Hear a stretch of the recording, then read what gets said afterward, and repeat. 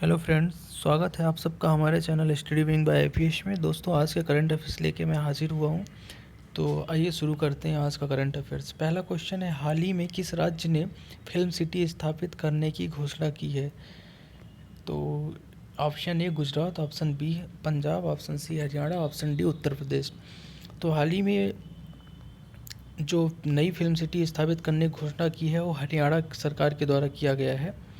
तो इसका आंसर होगा ऑप्शन सी हरियाणा। डिटेल देख लेते हैं। तो हाल ही में उत्तर प्रदेश सरकार द्वारा सबसे बड़ी फिल्म सिटी के निर्माण की घोषणा के बाद अब उसके बाद जो है, इसके पहले उत्तर प्रदेश ने किया था, इसके बाद जो है हरियाणा सरकार ने राज्य में फिल्म सिटी बनाने की घोषणा की है। और यह फिल्म सिटी लगभग 100 एकड़ में बनकर तैयार होगी। तो उत्तर प्रदेश के बाद हरियाणा सरकार जो है वो फिल्म सिटी बनाने की घोषणा कर रही है। आइए इसके आगे हरियाणा के कुछ तथ्य देख लेते हैं। तो हरियाणा की राजधानी है चंडीगढ़। यहाँ के मुख्यमंत्री हैं मनोहर लाल खट्टर। राज्यपाल सत्यदेव नारायण आर्य हैं। लोकसभा की 10 सीटें हैं, राज्यसभा की 5 सीटें हैं। और नेशनल पार्क जो है, प्रमुख national park Kalesar national park और सुल्तानपुर नेशनल पार्क हैं। अगला क्वेश्चन देखते हैं। तो हाल ही में किस केंद्रीय मंत्री ने प्रारंभ नाम की एक स्टार्टअप इंडिया समिट का उद्घाटन किया है? तो इसका राइट आंसर हो जाएगा ऑप्शन डी, पीयूष गोयल। तो पीयूष गोयल द्वारा यहाँ पे प्रारंभ नाम की स्टार्टअप इंडिया समिट का उद्घाटन किया गया है। इसका डिटेल देख लेते हैं। तो हाल ही में केंद्रीय रेल एवं वाणिज्य और उद्योग मंत्री पीयूष गोयल द्वारा दिल्ली में 2 दिन चलने वाली प्रारंभ स्टार्टअप इंडिया इंटरनेशनल समिट का उद्घाटन किया गया है। इस समिट में बिम्स्टेक देशों ने भी हिस्सा लिया है। अगला क्वेश्चन देखते हैं। तो हाल ही में किस राज्य द्वारा चल रहे शैक्षणिक सत्र में मैट्रिक की परीक्षा शुल्क को माफ़ कर दिया गया है?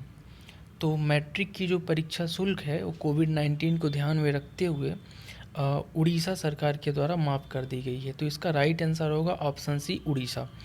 डिटेल देख लेते हैं। तो हाल ही में उड़ीसा राज्य सरकार द्वारा 3 मई से होने वाले मैट्रिक की परीक्षा शुल्क जो कि 420 रुपये थी को माफ़ कर दिया गया है। इससे करीब राज्य के 6 लाख से ऊपर विद्यार्थी जो हैं लाभान्वित होंगे।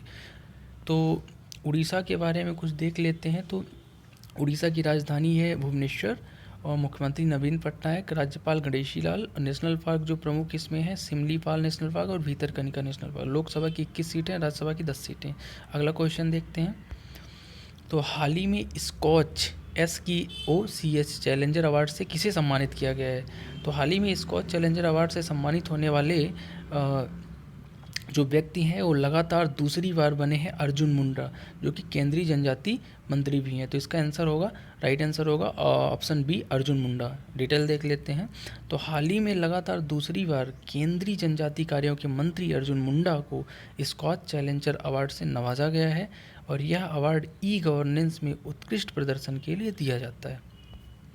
अगला क्वेश्चन है, हाल ही में किस देश के सुलावेशी द्वीप में भूकंप के कारण 42 लोगों की मौत हो गई है? तो सुलावेशी द्वीप में भूकंप आया है, किस देश में, ये पूछ रहा है। तो इसका राइट आंसर होगा ऑप्शन सी, इंडोनेशिया। इंडोनेशिया में स्थित है सुलावेशी द्वीप। डिटेल देख लेते हैं। तो हाल ही में इंडोनेशिया में स्थित सुलावेशी द्वीप में भूकंप के कारण 42 लोगों की मौत हो गई है। और ये जो भूकंप है सुलावेशी द्वीप में 2018 में भी आ चुका है। और बात करें इंडोनेशिया की तो इसकी राजधानी जकार्ता है और राष्ट्रपति जोको विडोडो हैं। अगला क्वेश्चन देखते हैं।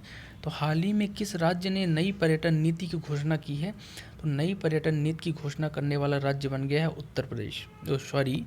माफ़ कीजिएगा, नई पर्यटन नीति की घोषणा करने वाला जो राज्य बना है वो है गुजरात। तो ऑप्शन बी इसका राइट आंसर होगा। डिटेल देख लेते हैं।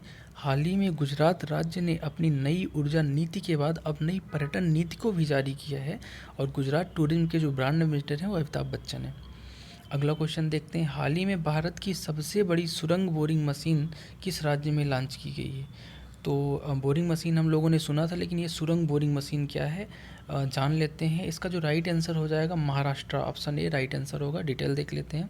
तो हाल ही में महाराष्ट्र के मुख्यमंत्री श्री उद्धव ठाकरे के द्वारा प्रियदर्शनी पार्क से सुरंग बोरिंग मशीन जो कि सुरंग में बोर के लिए उपयोग की जाती है उसे लॉन्च किया गया है। इसे मुंबई कोस्टल रोड प्रोजेक्ट के लिए सुरंग की खुदाई में उपयोग किया जाएगा।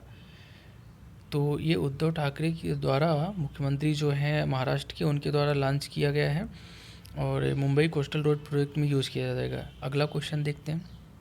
तो हाल ही में युवा वैज्ञानिक पुरस्कार 2020 से किसे सम्मानित किया गया है?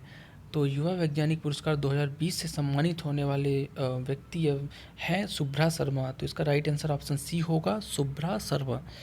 तो डिटेल देख लेते हैं। हिमालय ग्लेशियर के जलवायु परिवर्तन के प्रभाव को समझने के लिए हिमाचल प्रदेश की शुभ्रा शर्मा को युवा वैज्ञानिक पुरस्कार 2020 से नवाजा गया है। अगला क्वेश्चन देखते हैं। हाल ही में नीति आयोग ने किस ई कॉमर्स कंपनी के साथ मिलकर महिला उद्यमिता प्लेटफॉर्म को लॉन्च किया है? तो नीति आयोग ने यहाँ पे फ्लिपकार्ट के साथ मिलकर महिला उद्यमिता प्लेटफॉर्म का लॉन्च किया है। तो इसका राइट आंसर होगा ऑप्शन बी, फ्लिपकार्ट। फ्लिपकार्ट के बारे में देख लेते हैं और डिटेल देख लेते हैं। तो वुमेन एम्पावरमेंट को बढ़ावा देने के लिए नीति आयोग, जिसकी स्थापना 1 जनवरी 2015 को की गई है, प्रधानमंत्री इसके अध्यक्ष हैं, और ये महिला उद्यमिता का इसके द्वारा प्लेटफॉर्म लॉन्च किया गया है, जो ई कॉमर्स कंपनी फ्लिपकार्ट के सहयोग के साथ मिलकर लॉन्च किया गया है। फ्लिपकार्ट की बात करें तो इसकी स्थापना वर्ष 2007 है और इसके जो फाउंडर थे वो थे सचिन बंसल और मिनी बंसल, 2 व्यक्ति। और इसके अभी जो करंट में सीईओ हैं वो हैं कल्याण कृष्णमूर्ति, और इसका जो मुख्यालय है वो बेंगलुरु है जो कर्नाटका में है। अगला क्वेश्चन देखते हैं, लास्ट क्वेश्चन। हाल ही में दुनिया का सबसे शक्तिशाली पासपोर्ट किस देश का बन गया है? तो दुनिया का सबसे शक्तिशाली पासपोर्ट जो बन गया है वो जापान का बन गया है। तो इसका राइट आंसर होगा ऑप्शन सी, जापान। डिटेल देख लेते हैं। हाल ही में जारी हेनले पासपोर्ट इंडेक्स, किसके द्वारा? हेनले पासपोर्ट इंडेक्स 2021 के द्वारा जापान इस सूची में सबसे शक्तिशाली पासपोर्ट की जो सूची है उसमें शीर्ष पर है, और भारत का जो स्थान है इस सूची में वो 85 नंबर पे है। और जापान शक्तिशाली पासपोर्ट कहने का मतलब ये है कि करीब 195 देशों में जापान का वीज़ा अप्लाई करने के बाद अगर वीज़ा नहीं सेंक्शन हो पाया तब भी वहाँ यात्रा पासपोर्ट के ज़रिए कर सकते हैं। तो दोस्तों, आज का ये हमारा करंट अफेयर्स था। आपको कैसा लगा आप ज़रूर बताइए, और इसके लिए कमेंट कर सकते हैं। कोई सुझाव हो तो सुझाव भी दे सकते हैं। तो आज के लिए काफ़ी है इतना। थैंक